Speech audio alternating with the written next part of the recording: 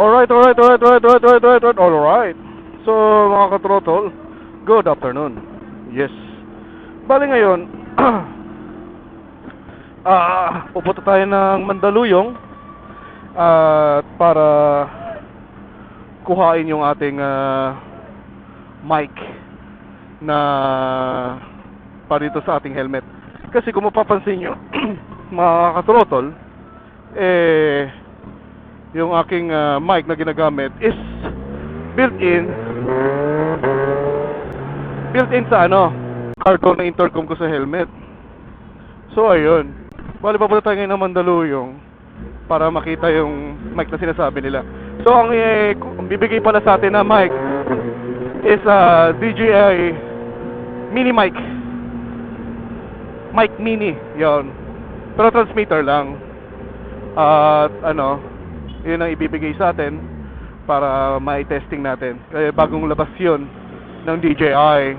Pero ang sabi nila sa mga reviews, maganda naman daw ang mga specifications at qualities ng ng DJI mic na yan. So, syempre, para malaman talaga natin, isa lang ang paraan. Magamit yun. Alright, let's go. Anyways, dala natin si BB Insta. Dala natin siya at dadalhin natin dun sa sa store para makita natin kung talagang compatible siya dun sa DJI mini mic na sinasabi nila. And ayun nga, base sa mga nakalap kong impormasyon, may mga noise cancellation din daw na mga high integrated mga sinasabi, at may sariling app daw yung mic na wireless na yun. So, kasi kung mapapakinggan nyo dito sa habang nagbablog ako, habang nagsasalita ako dito sa helmet, kung papansin nyo dito sa habang nagsasalita ako dito sa helmet, parang ngungo kumbaga. Hindi siya ganun ka-clear. Anyways, yun nga, sa madaling sabi, hindi siya ganun ka yung boses ko habang nagba-vlog. And ayun nga, may mga static ganyan. At hopefully sa kukunin nating mic swabe siya. Opya. Bali akit tayo ng Skyway, baba ng Magallanes. And ayun. Woohoo! Whee! Oh my god, so hot. It's getting hot in here, so take out all your clothes. I wanna love it is a loader. So ayun, di ko nga rin din masasabi nga mga katrotol dito habang nagbablog ako is kung swabe rin yung pagkakuha ng intercom ko sa boses ko. Kasi may mga times na habang binivideo ko yung sarili ko, nagkakaroon ng static na nanggagaling sa mic ng intercom ko. Pero anyways, malaking bagay na rin ng si Baby Insta na pwede siyang i-Bluetooth para hands-free ako, di ba?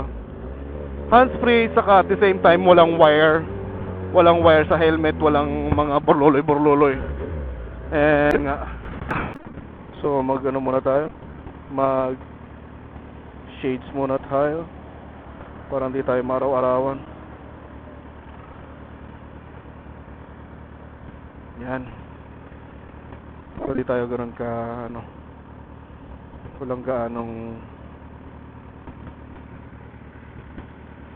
init, pero mainit pa rin talaga. Pero okay lang. 35 minutes nandun na tayo mga katrotol. And sound check, mic test, 1, 2, 3. Alright. And ayun nga, nagpagawa na ako ng sticker. Hopefully by Saturday, makuha ko ng stickers. And para may pagbibigay ako sa mga nakakakilala sa atin dito sa kalye. Alright, shout out sa inyo. Good afternoon. And ngayon it's 12:25 in the afternoon.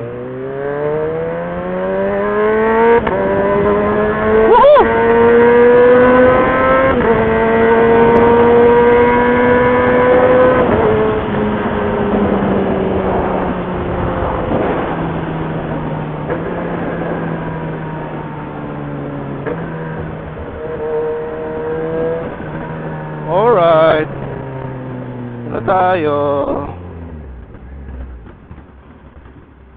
Ay, natok na si Kuya. Oh. Kuya, tulog na ikaw. Sleep tight.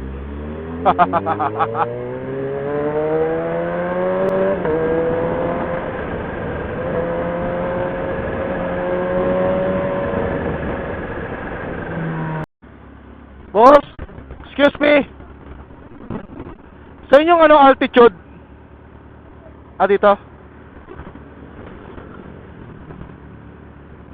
So, what's up mga ka-trotol? Bale, nandito tayo ngayon sa isang mall. Ngayon, nakuha na natin yung ating mic na dapat na ipangpapalit natin dun sa car to intercom natin. So, ang tawag dito sa mic na to is DJI Mic Mini.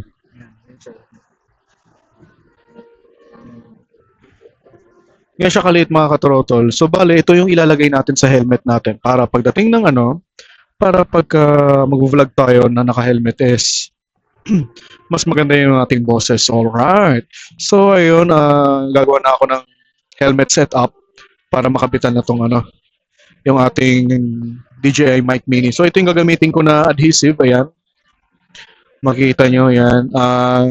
Extreme siya na double-sided tape. Pwede siyang outdoor, pwede siyang indoors.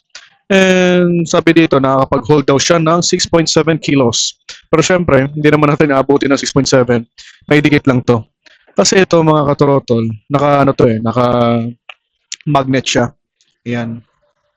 Magnet. Ayan. Magnet siya. Magnet. Ilagay lang siya dito. Ngayon, gusto ko kasi mangyari ngayon is ilalagay yung magnet dun sa loob ng helmet. Tapos, i-clip lang natin siya doon. Pak! Dito sa helmet para snap in, snap off. Snap in, snap off lang siya. Para pag kailangan i-charge, i-charge lang din natin agad. And kailangan ko rin ng strong, adhesive para nang sa ganun, hindi siya kagad matatanggal. Kasi lalo na't magpabilis tayo magmaneho, nasa expressway tayo, hindi siya kagad matatanggal. So, yun lang. So, stay tuned mga katrotol habang siniset up ko. Babalitaan ko lang kayo pagkatapos ko may kabit tong mic sa ating helmet. Alright! So, ayun. Continuation ng ating vlog. And so far, ito naman yung ating DJI mic na hawak ko. Ayan. So, 2 to 3 meters ang range. Ito from my Insta baby.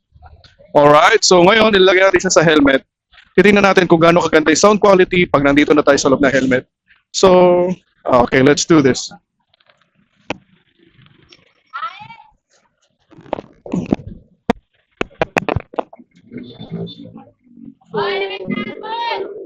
Mapuhulog siya. Pag dito siya ilalagay. So, ayan. So, pag sinuot mo pala siya sa ulo, malaki ang chance na mahulog yung DJI mic dito sa aking helmet once na sinuot. So siguro mayroong mga proper approach sa pagsuot ng helmet. So titingnan ko lang kung ano yung maging magandang approach doon sa pagsuot ng helmet. So anyways, so ito yung layo from DJI mic to my baby Insta, 2 to 3 meters. And ayun, sana magustuhan nyo ng sound quality. And pagpasensyaan nyo na rin kung magkakaroon ng mga breakouts and mga static, ganyan. Kasi Bluetooth connection lang ako. So as much as possible, gusto ko kasi na wireless as possible. Like dati, puro ko wire sa loob ng helmet ko. So as much as possible, gusto ko sana na wala ng wire and at the same time, maganda yung quality ng ating video and audio as well. So ayun lang. All right. So testing again. 1, 2, 3. Testing again. Testing naman natin siya ng removal at pagsuot ng nasa loob yung ating ating DJI mic. Okay. Removal. 1, 2, 3. So ayan siya. So ginawa ko siyang vertical. And ngayon papasok ulit siya. Yan. So, mas maganda siya pag naka-vertical kaysa pag horizontal kasi madaling matatanggal yung ating DJI Mic Mini.